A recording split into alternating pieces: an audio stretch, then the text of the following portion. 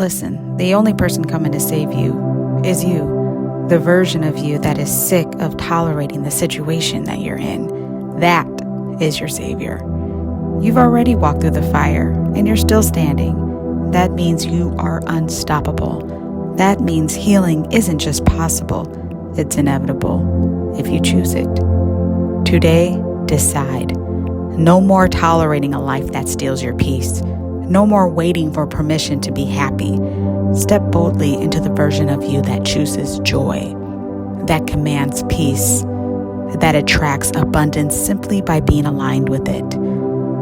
Now let me tell you something that goes against everything you've been taught. Healing is not in telling your sad story over and over. Why would you keep processing pain? Why would you keep rehearsing trauma like it's your life script? You don't heal by recycling sorrow. You heal by rehearsing peace.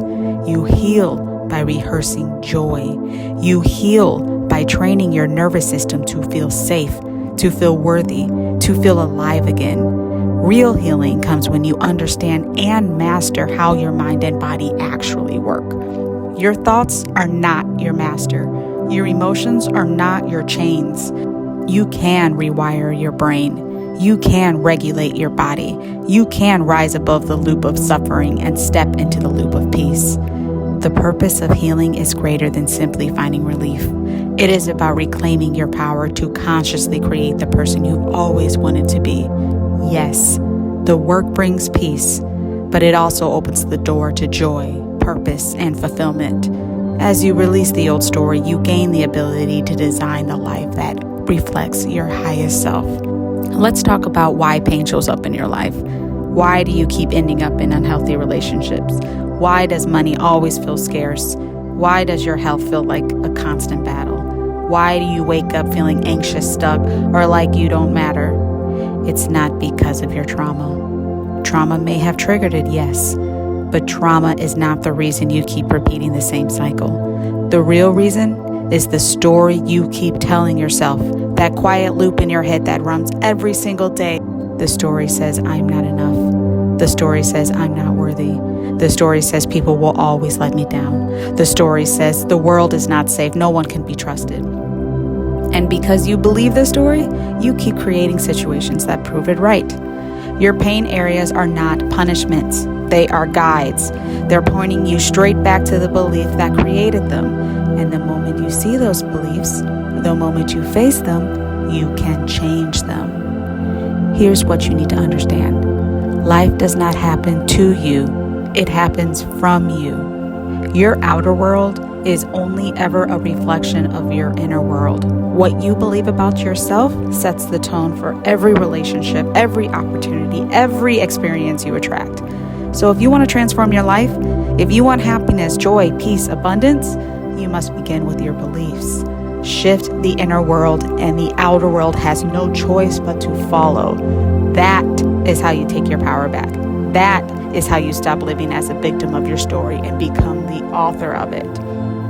Now, let me tell you something powerful. It was affirmations that created those limiting beliefs in the first place. You repeated the same powerful words to yourself over and over. You felt them, you experienced them, and every time you did, that belief grew stronger, like a muscle you've trained for years.